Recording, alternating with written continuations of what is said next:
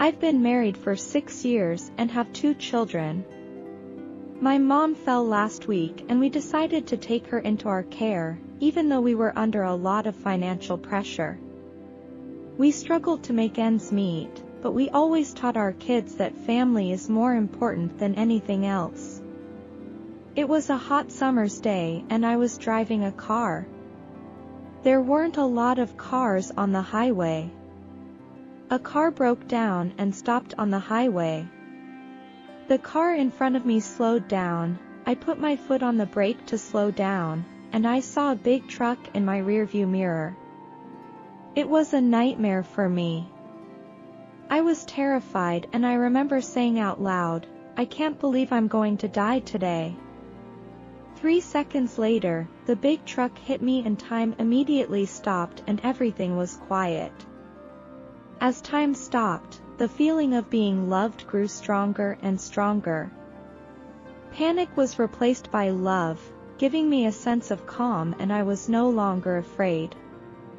I was held in a way that I had never felt such love in since I was a child. Think of someone who loves you deeply. Now multiply that feeling by 10,000 times and maybe you can feel what I felt. I felt that there were 2 other people with me. I can't explain how I know this, but one of them is my grandmother. It took me many years to figure out who the other one was. I didn't know who it was then. Most of us have been taught to trust God in our lives. Although I was raised in a Christian home, I was very disappointed in my father because of the violence I experienced in my childhood. The next thing I saw God. I couldn't believe my eyes. He said to me, "My child, calm down and everything will be okay." I felt like I was his child, and it was a very safe and warm place. He had very loving and gentle hands. He reviews my life in color. I see the good things I have done. I can feel the joy that others feel when I help them.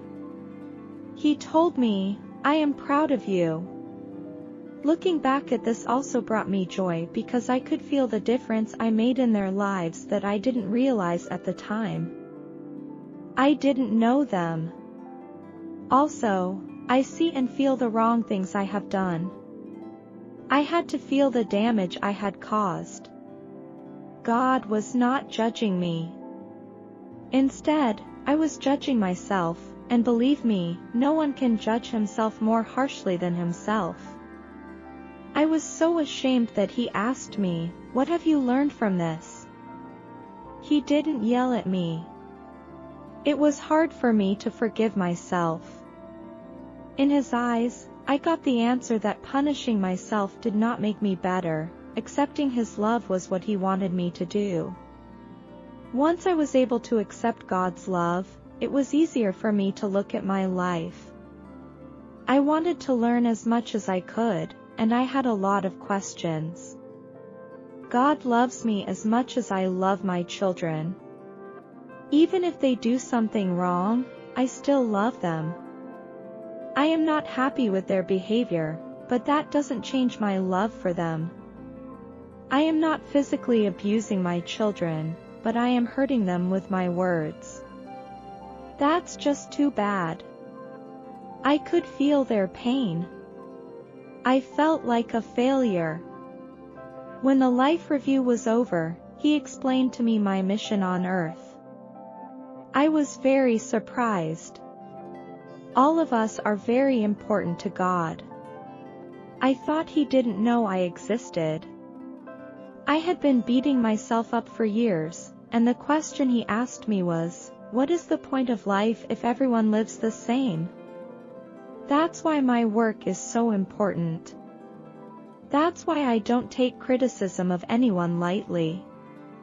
Some of us are here to teach, some of us are here to learn, and I asked him, "Why do I have such a father?" I didn't have a happy childhood, and he told me, "You have to experience something to learn and to continue what I was doing there." I understood that the earth is like a school, and when we finish our studies, we have to take the final exam, which is a review of everyone's life, and then we can graduate and go home.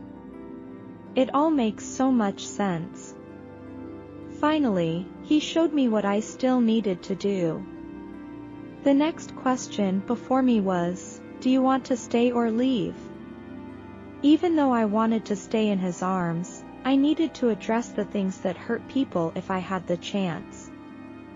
I didn't want to leave too many regrets. I replied very reluctantly. As much as I wanted to stay.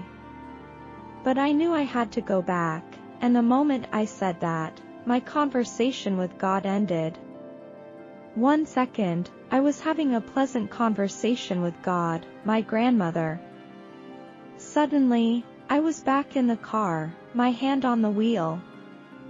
I was still driving, and I was thinking, I can't believe this is happening to me. I can't believe that I learned so much in 3 seconds.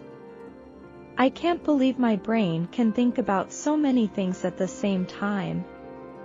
There was a voice in the back of my head, take your foot off the brake and put your foot on the gas. I did as instructed. As I hit the car in front of me, the truck hit me. The car in front of me was hit and drove forward some distance. The truck also stopped. I slowly pulled over because I wasn't sure what else was going to happen and didn't want to stay in the middle of the highway. I want to emphasize here that if I hadn't heard that sound, I wouldn't have stepped on the gas and I would have been caught in the middle or just run over by the big truck and died a horrible death. A few hours later, I didn't go to the hospital because I felt fine. I made a stupid decision. It's essential to get checked out after an accident. I sat in my car and I kept holding myself because I didn't want to lose the love of God because it was still with me. I don't know how long it took for the police to arrive, but when the police opened my car door, my tears came at once. When he opened the car door, God's love slowly began to fade. He found me physically unharmed. The police officer was so surprised that I couldn't tell him what had happened, because it was hard for me to believe it myself. A few hours after the accident, I began to have pain all over my body and could not move my neck. That night, my husband took me to the emergency room. The doctors treated me and I didn't say a word to anyone, knowing that if I told them what had happened, they would put me in a mental institution. I didn't think anyone would believe me. As I said before, in my life review, I saw my mission on Earth clearly. When the crash was over, I forgot everything, so I went back to my old self and tried to find my way. But it was clear to me that God was really watching over me. And I kept a picture of myself above my bed to remind myself every morning that I was a child of God. When I get stuck, I stop and think about what I'm going to do next, because I don't want to hurt anyone else. I'm not perfect, but I try really hard to do the right thing. The year after the accident was probably the hardest time of my life, and I often wondered why I was stupid enough to stay here. And I kept yelling at myself, what the hell were you thinking? Now, looking back at what I've learned and how happy I am today, I'm happy to have stayed. When I see the sun shining through the clouds, sometimes I really want to go back there. For me, God is the light. He is reminding me to remember how much He loves me and that I will never be alone. One day I will return to Him forever. Until I get back there, it's a wonderful game to look at every difficulty as an adventure. Life is becoming so much easier,